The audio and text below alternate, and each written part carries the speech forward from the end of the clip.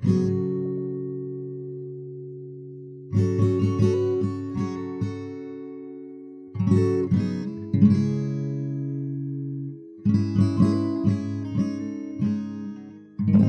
in the early days of television, I'm talking from the 50s all the way to the 70s, advertisers could expect to earn somewhere in the neighborhood of $2 for every $1 that they spent on television advertising.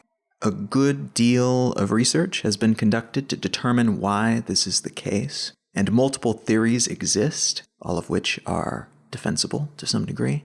But back then, and I say that because this seems to be less the case today, but back then in particular, it seemed as if consumers trusted brands that were willing and able to spend the money on TV ads more than their competitors, because it was assumed that, well, if this brand can afford the high costs associated with TV advertising, they must be doing pretty well. They must have real faith in their product, too, if they're willing to spend that much money to produce and broadcast a television commercial.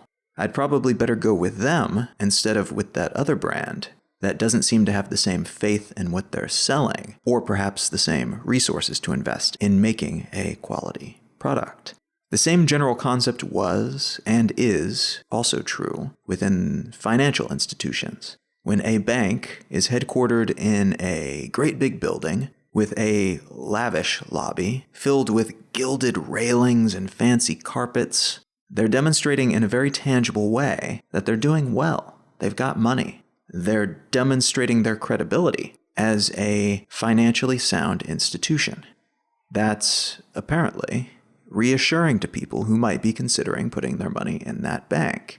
Fewer people, it's presumed, want to entrust a bunch of money that they want to protect to a bank that's located in a shack on a dangerous road in a bad part of town. We can see this same performative tendency in the biological world as well. A peacock presents its elaborate tail feathers because those tail feathers are a representation of, or said another way, a stand-in for biological fitness. Look at me, a fine set of tail feathers proclaim. I'm a good bet if you want to have healthy pea-chicks. And yes, by the way, baby peacocks are called pea-chicks, while male peacocks are called peafowl, and female peacocks are called peahens. The term peacocking is sometimes used when referring to banks that attempt to show their wealth by building lavish lobbies, or when describing people who attempt to fluff their desirability as a mate by wearing fancy clothes or driving flashy cars. This performative process is also sometimes referred to as pronking or stotting, which is a type of peacocking seen primarily in springbok and other antelope breeds, who will jump into the air as high as possible to demonstrate their physical fitness to potential mates or to potential predators. The message in both cases being, look at how physically fit I am. You probably want to have babies with me. Or alternatively, you probably don't want to waste your time and energy trying to chase me because I am fit as hell. But all of these examples tie back to another term that comes to us from the world of signaling theory, which itself started out as a biological study of how individual organisms communicate things within their own species and to other species with which they come into contact.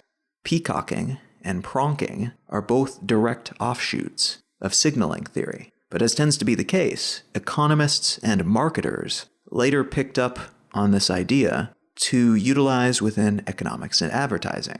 This is super common, by the way. Anytime something is learned about how biological organisms behave, there will be someone out there trying to use that information to manipulate the behaviors of humans to make them buy more stuff. So watch out for that. There are a lot of interesting side paths to investigate if you find yourself wanting to go down the rabbit hole of topics like the handicap principle and the effectiveness of signaling in different environments for different organisms. But the direction I want to take this conversation for now is toward the world of social media, namely into a subtopic of signaling theory called virtue signaling. Virtue signaling, as its name implies, involves communicating your virtues, sometimes to others within your tribe, your existing clique, and sometimes to the world as a whole, taking a scattershot approach, hoping that the relevant parties, whomever they might be, receive your message. In its original form, virtue signaling was generally used within religious and other ideologically focused groups. You would demonstrate your allegiance to a particular set of beliefs or to a certain set of moral principles by living in a particular way, by walking the walk, not just talking the talk. In recent years, though, the term has taken on a different, more pejorative connotation, especially online, and when used by political commentators on any medium. The term virtue signaling now typically implies that the person doing the signaling is being dishonest, or at the bare minimum they're being performative, meaning they are trying to act as if they are something, or as if they believe something, but they are not what they're trying to seem to be. Or in some cases that the person doing the signaling is doing a whole lot of talking, but not much walking. Related terms that are relevant here are slacktivism, clicktivism, and armchair revolutionary, all terms that refer to people who are willing to share and like articles that present a certain point of view, or to hold court from their recliner on topics of the day, but who are not willing to lift a finger beyond all that talking and clicking to enact the view to which they're signaling their allegiance. Another related term that's become a little bit dated, but which means roughly the same thing, is champagne socialist, which refers to people who talk a big game about how the common man needs to be taken better care of, all while living a lavish lifestyle and personally doing nothing beyond talking to help move the world in that direction. Again, this term is a little bit more specific and it isn't terribly common anymore, but it is fairly evocative all the same. Of late, the term virtue signaling has become almost a joke in online spaces, in large part because of who has been using it. In my mind, this term is taking a similar track to the current calls for freedom of speech by people who seem to think that freedom of speech means freedom from social consequences for saying truly dumb and offensive things. Some of the loudest voices shouting for free speech on Twitter, for instance, are either bots or people who tweet like bots and who alternate between posting angry racial slurs accompanied by violent threats and calls to arms to protect free speech. So in this case, the character of the people defending free speech make it more difficult for the people, myself included, who are genuinely worried about what happens when we stifle free speech in areas where open discussion is warranted. At the moment, however, it's incredibly difficult to have a rational discussion about that topic, because it's difficult for anyone who wishes to have that discussion to differentiate themselves from the bigots who are presenting superficially similar arguments everywhere you look. So this applies to virtue signaling, in that those who are using the term like a cudgel against their ideological enemies, generally it's some flavor of the so-called alt-right, using it against members of the left, but that's not exclusively the case. The people using it in this way don't seem to realize that they themselves are virtue signaling by calling out others for virtue signaling. They are signaling to their own people that they are online warriors who are willing to combat the online warriors from the other side, and in doing so, they are willing to protect their ideology from the other side's ideology. The irony here seems to be lost on most of the people flinging this term around willy-nilly, but the damage is done to it regardless. Which is a shame, because just as with free speech, I personally think that this is a discussion worth having. I think that slacktivism, or virtue signaling, or whatever you want to call it, is an important tendency to be aware of, especially when it comes to looking at our own actions and the actions of our own in-group, and figuring out if we're living in accordance with what we say we believe, or if we are just talking and posturing and not getting much done. If we are champagne socialists for whatever cause we think that we are supporting. And I'm not the only person who thinks this, who thinks that virtue signaling, as a concept, has been or is being ruined by angry trolls on the internet. Sam Bowman of the Adam Smith Institute wrote a scathing piece about how the term is being used today, calling it a misuse of a valuable term that, quote, encourages lazy thinking, end quote. David Shariat Madari from The Guardian wrote that its overuse as an ad hominem attack during political debates has turned it into a meaningless buzzword. And Tanya Gold wrote in The New Statesman that, quote, people who accuse others of virtue signaling are trying to stigmatize empathy, end quote. Interestingly, there have even been arguments that virtue signaling within a particular group can keep that group from achieving their goals. Helen Lewis wrote that the Labour Party in the UK lost the 2015 general election because the desire to be perceived as holding the most virtuous of opinions, like, for example, a hard-line stance on nuclear disarmament, which is generally considered to be a hardcore politically left ideal in the UK, not necessarily an achievable, mainstream, realistic goal to the majority of the population. And so taking such presumably ideologically pure stances can lead candidates to become out of touch with normal voters who have more grounded and immediate concerns and who are not so keen on the extremes that are being presented to them. So in trying to be the most beautiful peacock, the most ostensibly morally pure representation of a set of ideals, they accidentally forget to do other non-tail feather related things that are necessary for survival. It's easy to understand why things like virtue signaling have become so common in the age of always on, always accessible social networks. There's a far larger audience to perform for, and every moment of every day is an opportunity to be performative. What's more, we're often judged and ranked and scored and liked based on how pure we can be, according to whichever standards our in-group determines to be the correct standards for us at the moment. At its root, virtue signaling is about demonstrating that we as individuals adhere to and support the spread of certain norms, things that we've decided, or rather, usually, that someone has decided for us, are good and pure and worth perpetuating.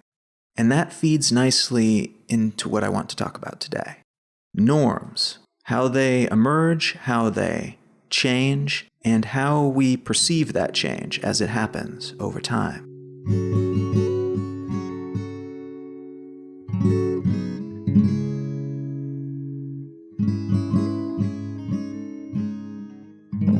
You are listening to Let's Know Things. I'm Colin Wright. Let's Know Things is an independent, listener-supported show.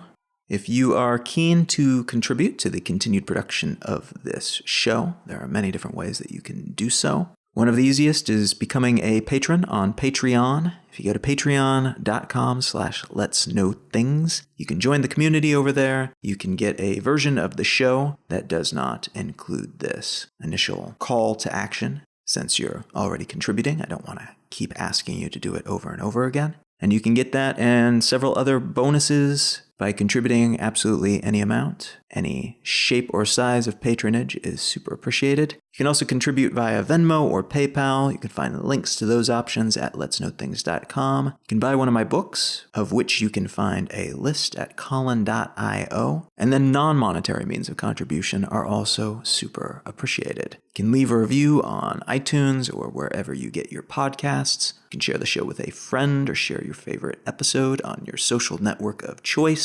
A huge thanks to everyone who's contributed in some way already, and thanks in advance if you're considering doing so in the future. All right, let's get back to the show.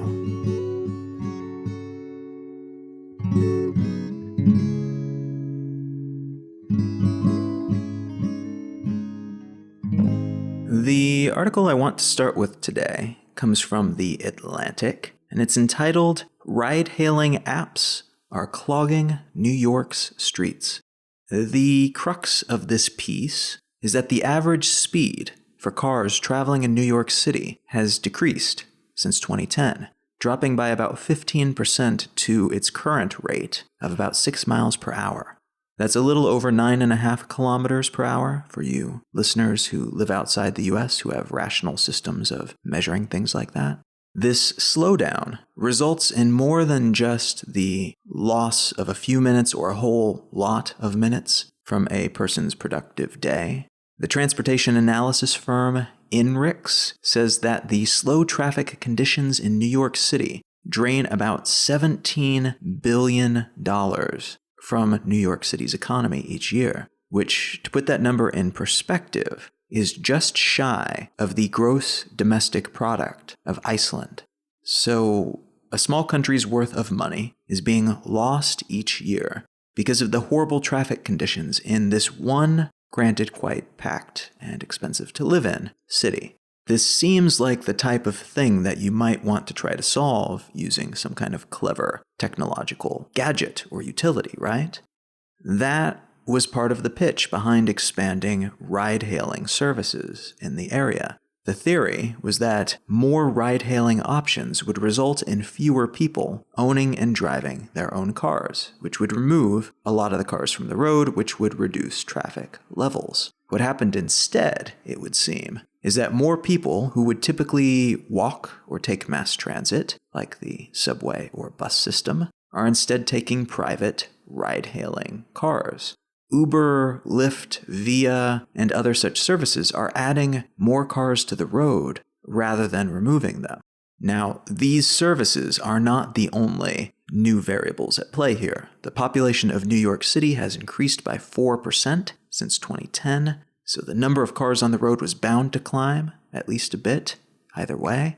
But there are data that indicate ride-hailing services bear a large share of the responsibility for the increased congestion.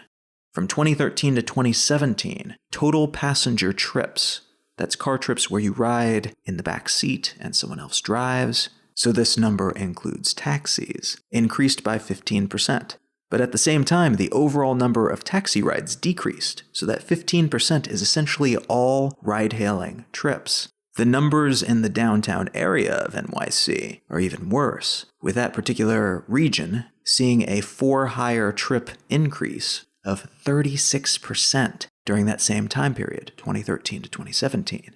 So what's happening is more people are changing their travel habits to include these ride-hailing services, which clogs the streets and reduces the use, and as a consequence, the funding, for the mass transit system, which in turn leads more people to give up on those declining services and opt for ride-hailing options instead, more of the time. And on top of that, with each new ride-hailing service driver comes an increase in what's called deadheading, which essentially means ride-hailing drivers who don't have a passenger at the moment and who are just driving around, taking up space on the road, making traffic worse without getting paid or getting anyone where they need to go. This is a problem that extends well beyond the borders of New York City. Studies have shown similar numbers with similar outcomes and predictions in other major cities, including Los Angeles, Washington, D.C., and San Francisco. And these numbers are bad. They're not great for productivity, but I think at the same time they do point at something incredibly interesting. The speed at which these services have been adopted is remarkable. And the fact that now, around the world, people feel comfortable not just getting into strangers' cars, but summoning strangers from the internet with their phones so they can get into their cars. That's just boggling. That would have been unthinkable a very short time ago. But today, in many places around the world, it's not just thinkable, but common. It's not even worth commenting upon. It is utterly unremarkable. The ride-hailing industry and the technologies that enable it are an excellent example of how quickly norms can shift, and how we often barely even notice when they do. It's strange in a way to try to remember what life was like before Uber and Lyft and all the other ride-hailing services hit the scene, just as it's strange to try to remember what life was like before the smartphone, before the mobile phone, before the cordless phone, before the telephone. So much has changed as a result of these innovations. And perhaps the most important changes that have occurred have been in the norms that outline our lives. I have snapshot memories of what it was like to not have Google Maps on my personal device, because my personal device back before smartphones, it was a feature phone with very limited features. It was a decent model for the pre-smartphone days, but it didn't help me navigate Los Angeles when I moved there from Missouri, not knowing where anything was in this much larger city than the one I'd lived in before. So I remember printing off Google Maps, which had only fairly recently emerged to compete with MapQuest, which was dominant in that particular space at that time, and I used that to find my way around the city. Looking back now, it's difficult to imagine the state of mind I was probably in regarding that aspect of my life, because there was no alternative at the time. Printing off those maps seems ridiculous to me now, but at the time it was a little bit futuristic. It seemed way better, at least to me, than the way outdated folding maps that you would otherwise have to buy at the gas station. It would not have occurred to me to have something else, something digital that could update itself quickly and that could tell me which turns to take as I needed to take them, audibly, so that I didn't have to look away from the road down at a piece of paper to find my way. The same is true with ride-hailing apps, especially in big cities where fewer people have driver's licenses in cars. Ride-hailing has become such a default function of many people's lives that, as mentioned in the article, they're actually now creating new problems. The norms have shifted, and so too have the problems that we face. And all without many of us really noticing, not consciously, as the changes are happening. We only maybe notice in retrospect. There's a concept that I want to introduce here that I think is absolutely vital to any discussion that touches on the idea of norms, and particularly shifting norms. The Overton Window refers to the range of ideas and topics that are considered to be open for discussion in public discourse. This concept was originally described by Joseph P. Overton, for whom the window is named, and who defined it in terms of political viability, namely that an idea in politics might sink or elevate a candidate based on how acceptable the concept is to the voting public. For example, the concept of universal health care here in the US has, for many decades, been fairly unthinkable to the majority of the public, in part because of the general level of comfort the majority of people have enjoyed in the US these past 30 years or so, and in part because it's traditionally been framed as an un-American way of doing things. The fight with the Soviet Union from World War II onward kind of positioned the US against anything that even vaguely smelled like communism, including healthcare plans that could be labeled as socialist. Recently, though, in part because of increased economic disparity, and in part because of clever framing by the folks on the US political left, stats are showing that the idea of universal healthcare is becoming more thinkable, meaning more popular, but also something that people can imagine happening in real life, rather than it being some kind of fairy tale. And a far larger percentage of the population feels that way today. The Overton window for universal health care, then, has shifted from radical to, let's say, popular. The original conception of the Overton window can be imagined as a spectrum from more free to less free. And these terms were used to avoid creating a spectrum that could be interpreted as a left-right political divide. This isn't meant to be a politically charged thing, though it is useful in politics. A political commentator named Joshua Trevino later augmented that concept by adding a rough scale that goes from unthinkable at both far ends of the spectrum to policy in the middle, meaning that an idea has become so acceptable that it has been formalized into law. The widely popular idea that a person should not murder another person, for instance, is an idea that is smack dab in the middle of the Overton window, and it has, in most places at least, been formalized into policy as a consequence of that widespread popularity. So you start at one end with unthinkable, and then you progress inward to radical, and then acceptable and sensible and popular, before you end up at policy in the middle. But then it's possible to push too far away from that middle point in the opposite direction, which then takes you through that same list of labels, but in reverse, back all the way toward unthinkable, but for the opposite reason as before. In the case of universal health care, you could argue the idea is probably currently considered to be a sensible or popular level concept on the spectrum in the direction of less freedom, since it would be a universally prescribed system, so it could conceivably take away some people's healthcare options if put into formal, widespread practice. If it shifts closer to the center of the Overton window, it could eventually become policy, but it could also quite possibly be nudged back in the less freedom direction, if pitched in the wrong way or cleverly framed by the opposition as something that limits the freedoms or options the majority of people want. It could also push right past the middle toward the more freedom extreme, potentially, if it instead warped into something that, for instance, allowed people to get elective breast augmentation or other plastic surgeries on the government's dime. This is something that, in some people's minds, even those who want a strong universal healthcare system, might feel like a step too far, and which would therefore pitch the whole concept out of the policy range and into something less thinkable, and therefore less politically viable. This is a really useful concept to have at your disposal when assessing historical movements and when trying to understand what's happening in contemporary society, either politically or technologically.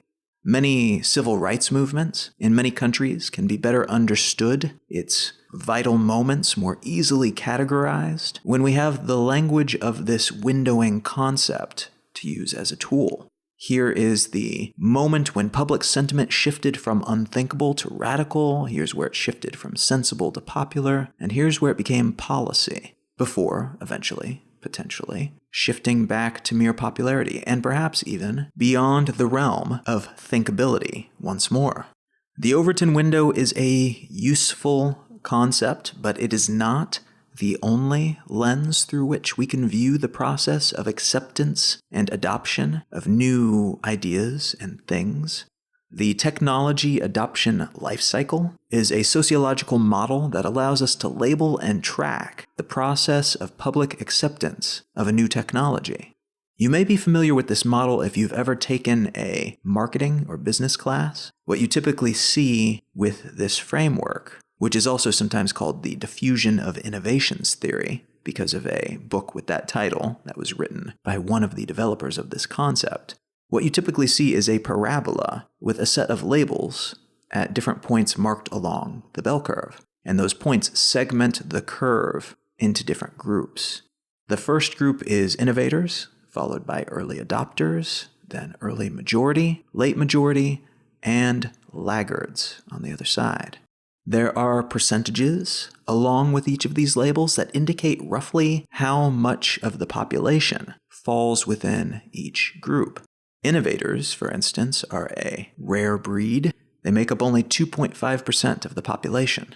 Early adopters make up 13.5%. Both the early and late majority groups are made up of 34% of the population apiece, and the laggards group is 16% of the total population. Each of these groups takes a different approach to the adoption of new technologies, and their labels are fairly self-explanatory in that regard, but let's go over them real quick anyway. The innovators are the first to try out any edgy thing pretty much as soon as they hear about it, and usually before anyone else, possibly even before there's really a market for this new thing that they're trying, or any real promise that it will pan out and become mainstream eventually. The early adopters are the first on board after that. Once a new technology hits the mainstream market, these are the first people to line up for it. They are often influenced by the innovators, and in turn, they influence the early majority, which is the group that waits a bit to see what happens before taking the plunge and making the investment. They want to make sure that there is a firm foundation for this new thing before they take that leap. The late majority generally have less information about these technologies, and as a consequence, they will wait longer to adopt them. Or in some cases, it will be a while before they even know about these new things. They're not necessarily anti-technology, but they are fine with what they have. and they don't get any thrill from having the newest, shiny whatever. Laggards, the people slowest to adopt new technologies, are also sometimes referred to as phobics, which in this case means that they are perhaps a little bit afraid of new technologies and will hold out as long as they possibly can before being forced to try or adopt something new into their lives. The Bass diffusion model is similar to the technology adoption lifecycle, though rather than being presented as a bell curve with percentages and labels, it's a mathematical formula that demonstrates the process of new technology and product adoption within a given population. Frank Bass, the developer of this equation, also contributed mathematical work to the book Diffusions of Innovations, which I mentioned earlier. One other relevant lens through which we can view this process is what's often called the hype cycle, a graphical representation that was developed by the tech R&D firm Gartner. This cycle is usually portrayed as a graph with time on the x-axis, so it's chronological, left to right, and visibility on the y-axis, so the higher you go, the more visible the technology in question in terms of public visibility. The graph starts with a sharp upward parabola, indicating that early on in the cycle, the technology achieves high visibility, followed by a steep decline, not quite all the way back down to where it started, but close.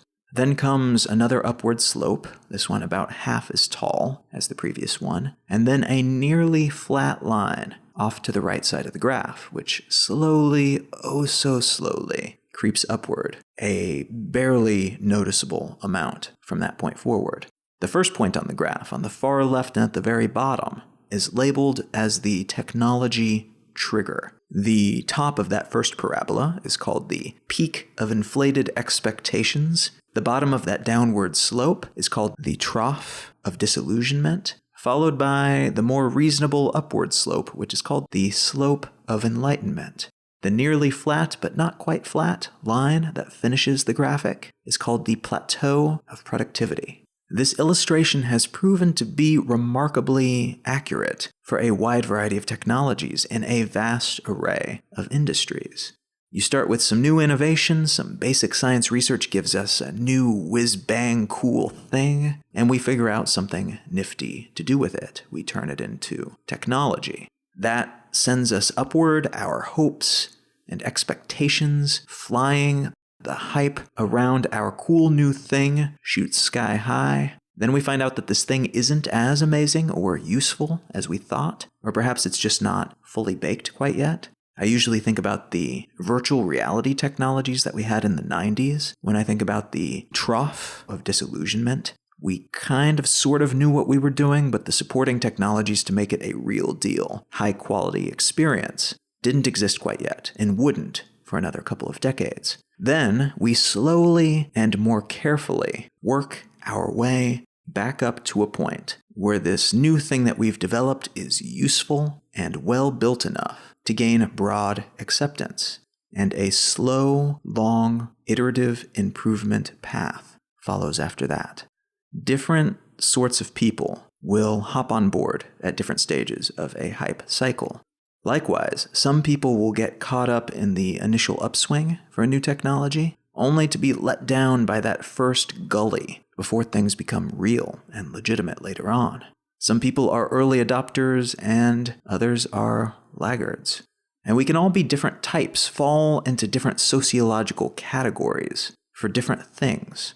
I tend to be an early adopter for products that allow me to do my work better, but I'm a late adopter, or maybe even a laggard, when it comes to anything related to cars. I'm probably somewhere in the early adopter or possibly even the innovator category when it comes to some aspects of social media, but I'm a late adopter when it comes to anything related to phone calls or text messages. Those things just really don't interest me, and as a result, I am slow to know about or care about innovations within that space. We can also have massively variable adoption approaches to concepts and ideologies, in addition to the aforementioned technologies and products. I know people who are innovative as hell, perhaps even brazenly so, when it comes to their place on the product adoption curve. They always have the most interesting new stuff before everyone else. But some of those same people have nearly stagnant ideologies in the sense that they've never questioned what they believe and how they live their lives. Why should they change? It would never occur to them that there might be other philosophical options and points of view out there. It would never occur to them that there are adoption cycles and curves for beliefs as well, and that what they believe today was once innovative and edgy and perhaps even dangerous to the status quo, rather than being considered to be safe and secure and traditional the way that they think of it now. And that's kind of an interesting thought, isn't it? All the things we take for granted, every last aspect of human society as we know it today, was once some weird new thing that the punk kids and their innovator friends were trying out. Freedom of speech was once the skin-tight jeans of its day. National sovereignty was wireless earbuds. Agriculture was as annoying and incomprehensible to some people way back then as emoji and the lack of punctuation in text messages are to some people today. Which makes me wonder, what are we doing today on the fringes of society, in the edgiest of edgy spaces, that will someday become normal? What totally out there unthinkable philosophy will become not just thinkable, but common, maybe even policy? Which bizarre technologies will become the next Facebook? Which theoretical social structure will become the next capitalism? Which lifestyle choice will become the next married with a dog and 2 kids?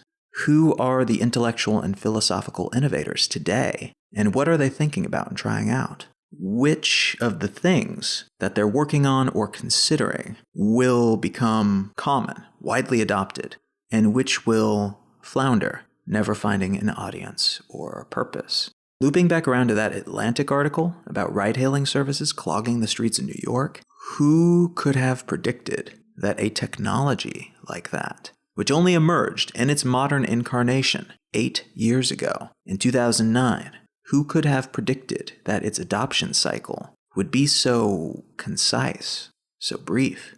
I remember reading think pieces back in 2009 and 2010 declaring that Uber was peak Silicon Valley arrogance, as if anyone but the deep-pocketed elites spending venture capital cash would download an app that summoned a private car so they could flutter around town, scooping up depreciated real estate from the real estate bubble that had popped the year before, sexting on their iPhone 3GS, a term and a phone that both came into existence that year, and probably talking about the Balloon Boy scandal, which is something that won't make any sense unless you were there, but I will link to some information about this truly stupid thing that happened in 2009 in the show notes, so you will get the joke. All of which is to say that Uber and the many ride-hailing companies that followed were anything but a sure thing. Even the people who believed in the concept couldn't be certain how long it would take to reach a substantial enough audience to keep the thing afloat. It could have run out of cash before hitting terminal velocity, which would have caused it to combust before becoming a household name. But it didn't, and as long as they manage to avoid too many more scandals in the near future, they probably won't, which will mean even more issues that we can't predict, in part because of all the external factors that are at play, like local laws, all of their competitors, direct and indirect, things like changes in the tax law, and even adjustments in healthcare policy. It's been shown that cities with Uber use fewer ambulances. All of those things, along with the latent uncertainty about new technologies, the adoption curve, and the exact shape and pace of traversing that curve, which is a massive and important unknown. These things all create new potential deviations in the path that this technology will take. And because we cannot accurately predict where the ride-hailing world will go next, all of the offshoots of the ride-hailing industry, all of the things that it touches, all of the secondary unknowns that branch off from that main trunk-like unknown, those are doubly mysterious. It may be possible to predict aspects of technological adoption with some certainty, but predicting the social consequences of those technologies, people sometimes get that type of thing correct, but rarely more than once. A lot of the people that we consider to be oracles are only oracular once or twice, and wrong all of the other times. And that's because of the sheer number and volatility of the variables involved. It's not because those predictors of things are dumb or uninformed. It's because the unknowns are countless, and because we usually know less about the knowns than we think we do as well. Which means, in turn, that our norms, the things we consider to be thinkable and acceptable and maybe even legislatable, those change quickly and seemingly without warning. It's not just technologies like ride-hailing apps that pop up out of nowhere. It's problems like increased traffic congestion from all these ride-hailing app-funded cars that are now on the road because of the specific way and the specific price point at which these services operate. New norms have replaced the old norms. As a result, another norm, that of increased traffic all the time, has replaced the old norm of less bad traffic. And we can see these changes in norms everywhere we look. I remember when I left LA to start traveling full-time back in 2009, online dating was still a really weird, niche sort of thing. My girlfriend at the time and I met online, and we usually told people that we met at the gym when people would ask, because online dating was broadly considered to be mildly unsavory, or even pathetic. The idea of having to go online to find someone to date.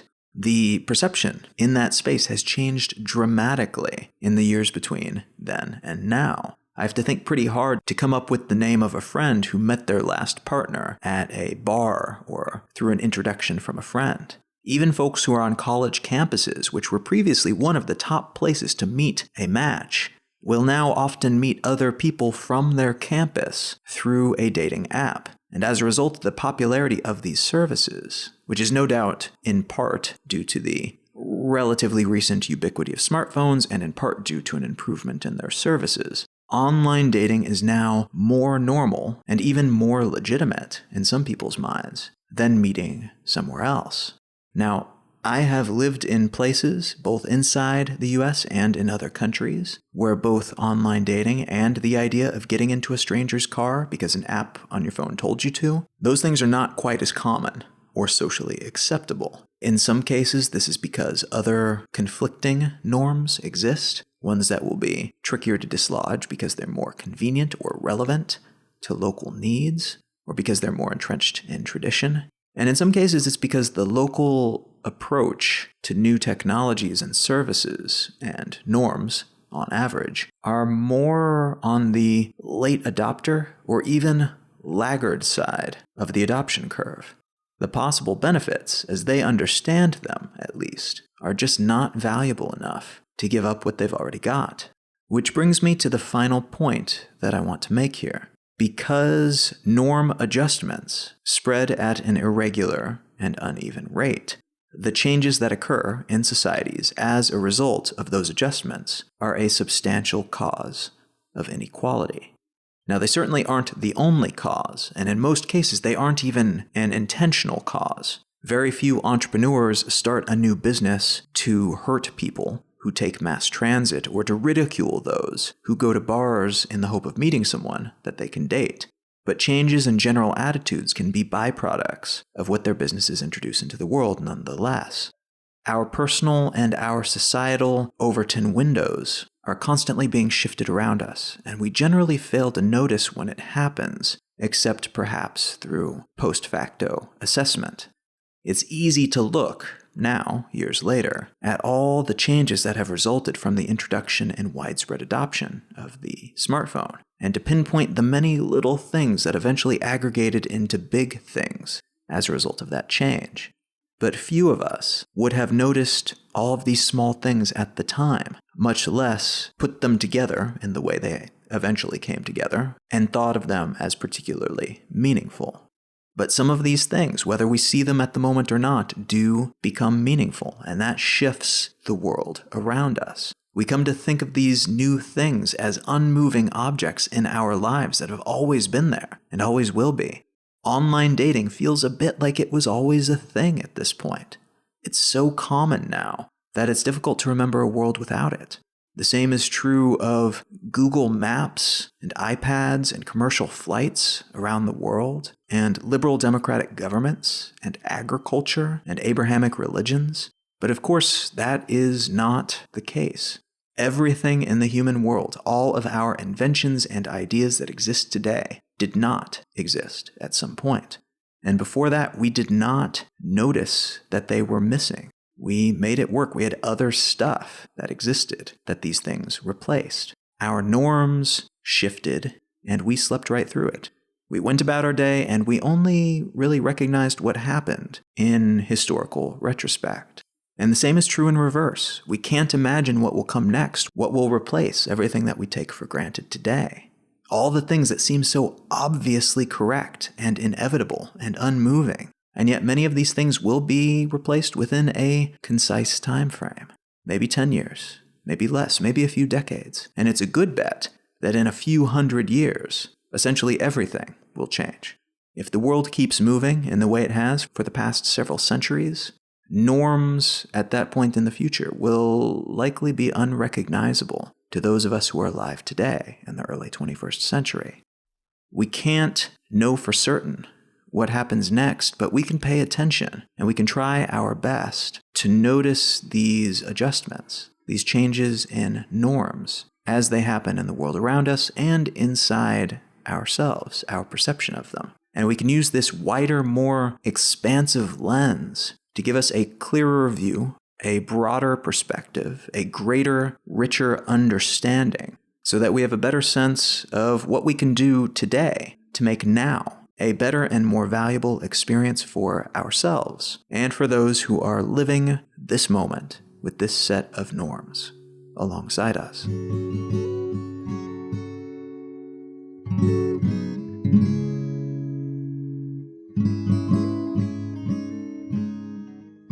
If you are enjoying Let's Know Things, consider becoming a patron. If you go to patreon.com/letsknowthings, you can set up a monthly payment for however much makes sense for your financial situation. Any amount is very much appreciated. And doing so will give you access to some additional content over there, some discussions, alongside other bonuses that I periodically add. Non-monetary contributions are also super welcome and very much appreciated. Leaving a quick review wherever you get your podcasts is way more helpful than you might suspect, as it helps other people find this show and gives them the confidence to commit an hour to listening to it before they have any idea whether or not they'll enjoy it. And sharing a show with a friend or with your social network of choice also helps spread the good word. Thank you so very much to everyone who has already contributed in some way, monetary or non-monetary. You are appreciated. Thank you.